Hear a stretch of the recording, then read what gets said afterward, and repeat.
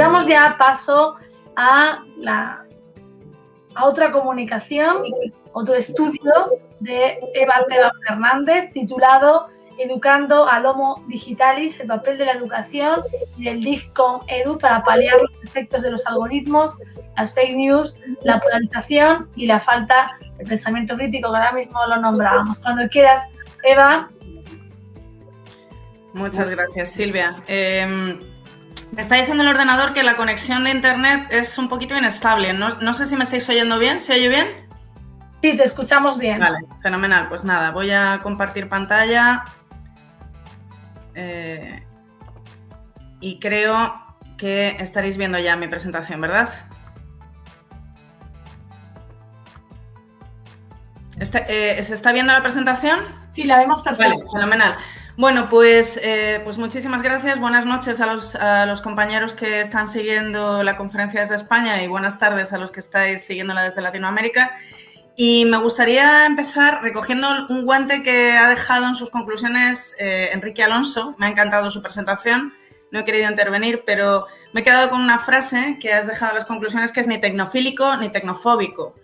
Y quisiera poner el tercer adjetivo, pero sí tecnocrítico. Entonces, precisamente, si Enrique se estaba centrando en su presentación en los efectos que tiene el uso de las tecnologías en los niños de educación infantil, por mi recorrido y por mi situación vital, yo me he movido siempre entre la enseñanza universitaria, pero también he sido directora de centros de secundaria. Y también soy madre y ciudadana. Y os confieso que este estudio, que es una revisión teórica, parte de una motivación absolutamente personal.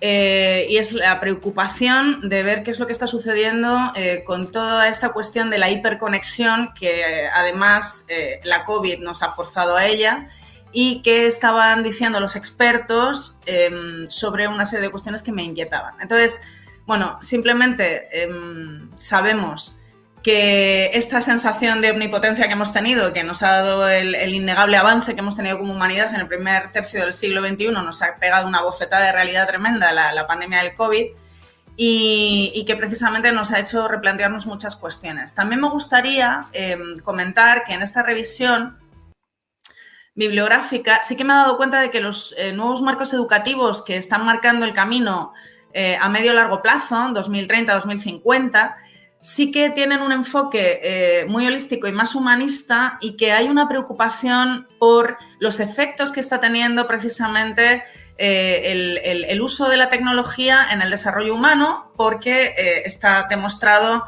que hay una serie de efectos desiguales que tenemos que trabajar y que paliar, ¿no? Entonces, lo hemos visto, por ejemplo, el tema de las brechas digitales. No solamente, bueno, he estado siguiendo muchos datos no solamente en España, sino también en Latinoamérica, y hemos visto que efectivamente pues la tecnología, por un lado, ha venido a salvar esta situación de la enseñanza remota de emergencia, pero por otro lado también se han visto una serie de problemáticas que ya existían y se han visto agravadas. Y entonces, bueno, pues en esta revisión me he dado cuenta, os he puesto ahí 3 ejemplos que me parecen muy significativos, pero empieza a haber un enfoque más holístico y, ojo, que nos está diciendo tenemos que ser un poquito más tecnocríticos, ¿de acuerdo? Es cierto que la tecnología está y, por supuesto, cerrarle las puertas a Internet es como cerrar las puertas al campo, es imposible. Entonces, mi pregunta es, en medio de este momento que estamos viviendo, en el que estamos inmersos en una cuarta revolución industrial, nos están pidiendo los mercados laborales una serie de destrezas, muchas las habéis nombrado en vuestras ponencias. Estabais hablando de pensamiento crítico, la capacidad de resolución de problemas, y es evidente que la tecnología nos va a ayudar a desarrollar esas destrezas, pero también es cierto que la tecnología puede hacer, como decía Enrique, que nos volvamos más dependientes y menos críticos, ¿no? Y bueno, en la revisión bibliográfica quería destacar un detalle que me pareció tremendamente significativo y que está muy alineado con la preocupación que os digo que yo tengo, y es que los filósofos de la posmodernidad están hablando de que dependemos ya tanto de las tecnologías que están transformando nuestra realidad cotidiana hasta el punto de transformar el lenguaje. No sé si os habéis dado cuenta que cuando nos quedamos sin batería en el móvil, no decimos el móvil se ha quedado sin batería, sino me he quedado sin batería. y me parece muy significativo, ¿no? Entonces, todas estas cuestiones, todo este marco que os estoy dibujando y todo este momento de transformación en el que estas generaciones que estamos educando ahora, la generación Z y la alfa, que ya son los más pequeñitos que ya están en nuestras aulas, están siendo conejillos de indias realmente. Y lo que destacaba Enrique en su presentación con respecto a la educación infantil tiene también una problemática grande en la educación de nuestros adolescentes.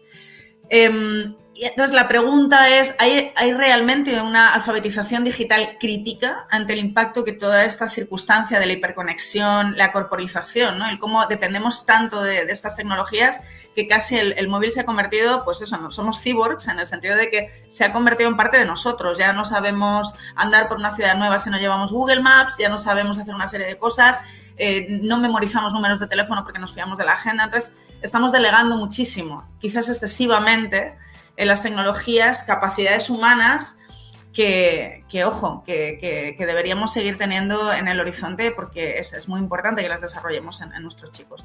Entonces, con toda esta preocupación, ya digo, como docente, como madre y como ciudadana, me planteé en esta revisión estos 3 objetivos fundamentales. Problematizar el impacto y las consecuencias que tiene el uso y abuso de las tecnologías, internet y redes sociales, sobre todo en niños y adolescentes, pero es verdad que en la revisión bibliográfica descubres que hay muchos más peligros, muchas más cuestiones con las que deberíamos ser críticos de las que en un principio nos planteamos. El segundo objetivo es abordar críticamente si la formación docente actual está desarrollando esa visión adecuada no solo de la competencia digital del profesorado, sino de qué identidad digital tiene el docente. Cómo tiene el docente que enfrentar el trabajo de lo digital de cara a sus responsabilidades en las aulas y pues empezar a dar algunas claves de mejores prácticas para mejorar esa formación del profesorado basándome en las áreas 5 y 6 del marco europeo, del DICOMED, porque como luego os diré más tarde, el marco del INTEF del 2017 se queda un poquito corto. Cuando empiezo a revisar esta bibliografía sobre estas cuestiones, pues veo que hay muchos peligros, pero hay 4 que me gustaría destacar. El primero, y estos constructos no son míos, están basados en toda esta documentación. El primero es la sobreexposición, y esa sobreexposición que tienen nuestros jóvenes y también los adultos en redes sociales genera que, por un lado, es verdad que las tecnologías nos pueden empoderar, ¿no? Entonces se habla de las TED, de las tecnologías del empoderamiento y la participación, o del colectivo creador, del que está hablando gente como Dolores Reich, pero también nos están llevando a esa sobreexposición a la artificialidad y el postureo. Llega un momento en que la palabra postureo entró en la RAE el año pasado, o hace 2 años, como mucho, y ya es algo que todos reconocemos como un comportamiento social.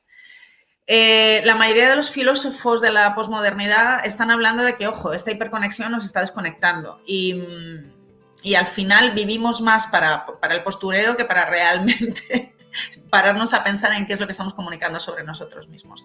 Y además esa sobreexposición tiene otro peligro grande, y es que nos refuerza los sesgos de confirmación y nos hace más intolerantes. No sé si lo habéis visto los que seáis padres, pero os recomiendo muchísimo que veáis el documental que tenéis a disposición en Netflix, que se llama El dilema de las redes, porque yo estoy viendo mucha intolerancia en los chavales jóvenes derivado de que pues Internet al final pues nos está sobrecargando cognitivamente, nos está influenciando mucho, los algoritmos nos están manipulando y todo esto los chicos no lo están sabiendo ver y nosotros como docentes tenemos una responsabilidad sobre esto.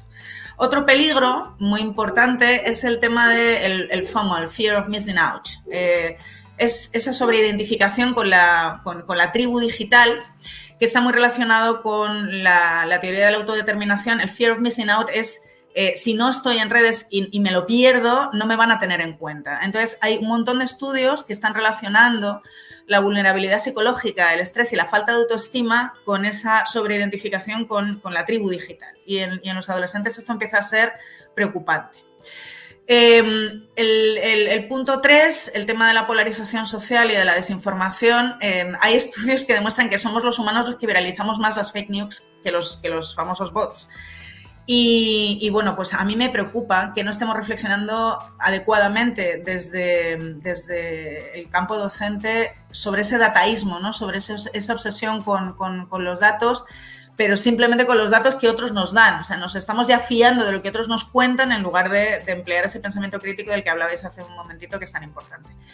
Y otra de las cuestiones que surge en la revisión bibliográfica es el tema de la ceguera moral y ética.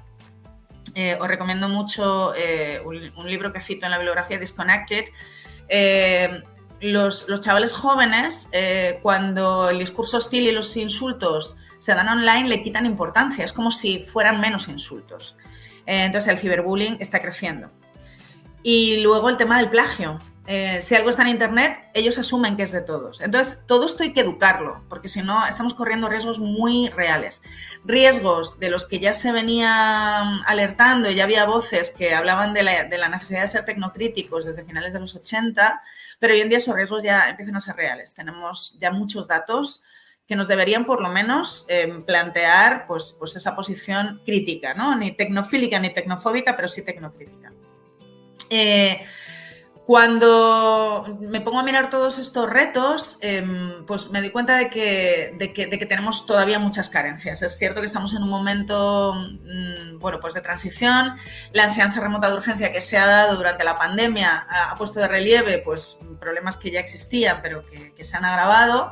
Pero también es verdad que los marcos con los que estábamos funcionando se quedaban cortos. Por ejemplo, el marco digital docente del INTEF se centra mucho en lo que es la capacitación, digamos, instrumental, en cómo usar las nuevas tecnologías o producir contenidos a través de ellos, pero es un marco reduccionista si lo comparamos con estos retos que acabo de definir, ¿no?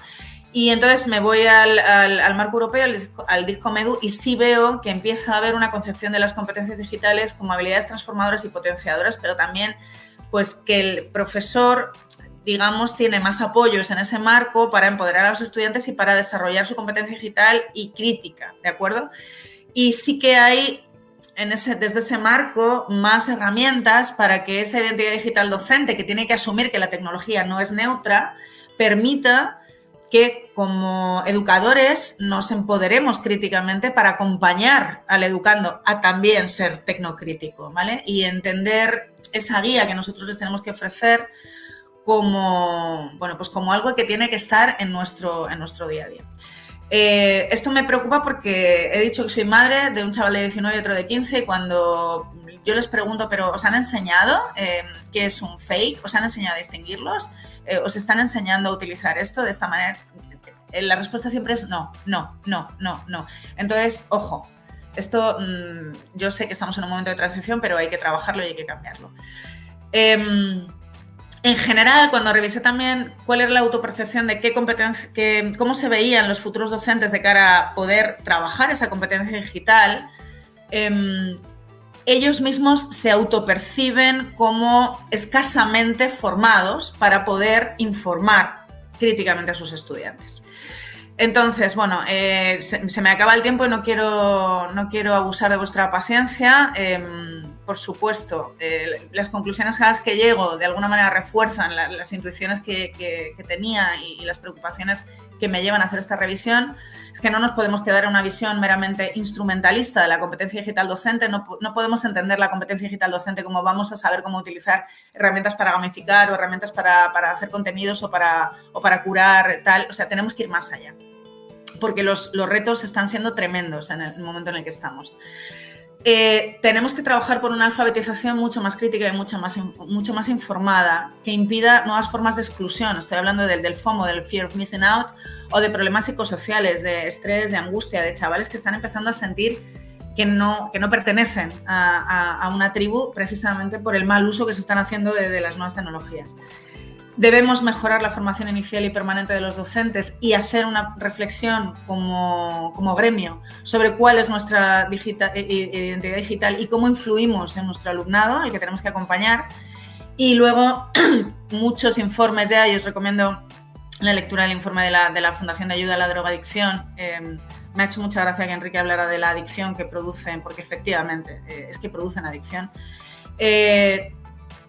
Todas las voces nos están alertando de que tenemos que darle a esto mucho espacio en las aulas, enseñar a los niños y a los jóvenes a hacer un uso adecuado de los dispositivos, a navegar con seguridad en la red, y esto de momento tiene una escasa relevancia en la enseñanza de los centros. Así que en los próximos años debemos corregirlo y debemos buscar marcos, como el DICCOM EDU, que nos ayuden a entender esto y a organizarnos. Y nada, aquí os he dejado las referencias más importantes que están en el estudio, y muchísimas gracias.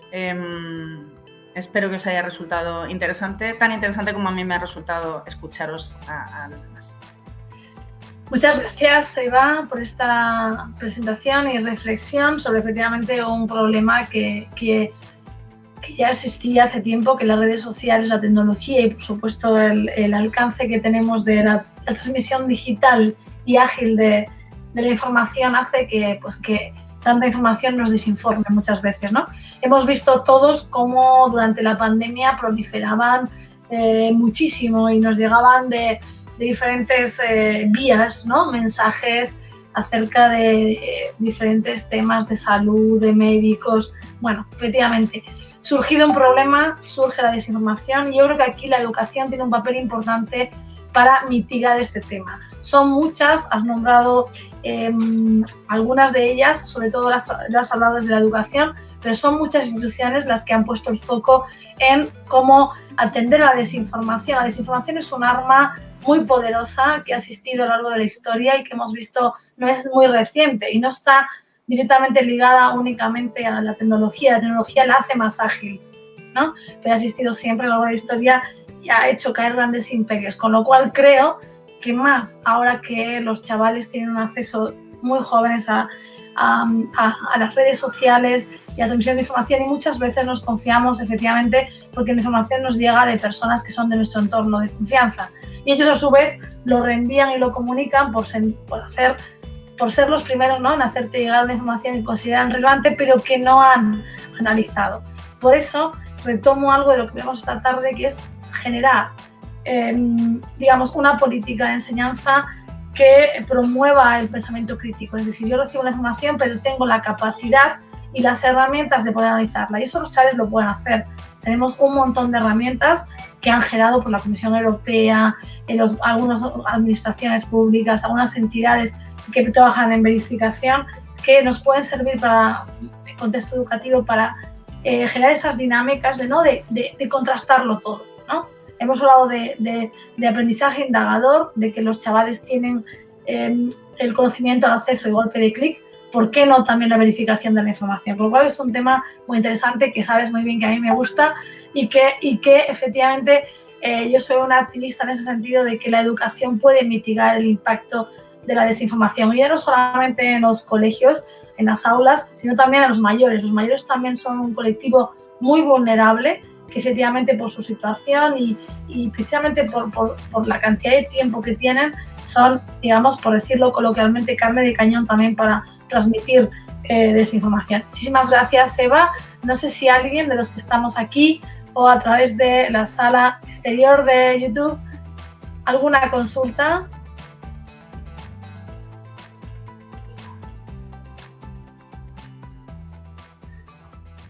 Bueno, parece que no tenemos. Eva, muchísimas gracias por este estudio, por esta reflexión.